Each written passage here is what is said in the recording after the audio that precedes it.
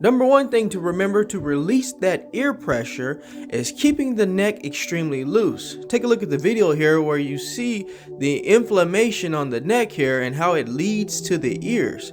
The red shows all the areas of the skull, the back of the skull going down to the neck, where you can have an extreme amount of tension and inflammation. So keeping your neck loose, stretching it daily is going to help relieve some of that ear pressure, and it's going to keep your symptoms low. Now, a lot of you have experienced ear pressure and clicking sounds, but I can tell you right now, there's a direct correlation of tight neck and ear pressure. When I had this condition myself, I didn't understand how a tight neck could have anything to do with ear pressure, and I was actually making it worse myself.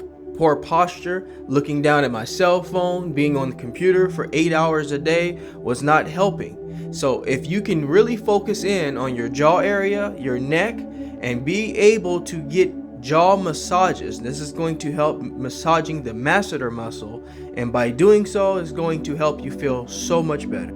Number two way to release that ear pressure is you can do this at home. Take a very hot to warm towel and place it on your ear. Now, I know a lot of you are taking hot showers, and that's great, but you want to get direct connection to that ear, and that's going to help you do so. And my personal favorite, red light therapy. Red light therapy is going to direct the infrared to your face there, and it's going to increase blood circulation. The infrared is an energy, it's not something you can see.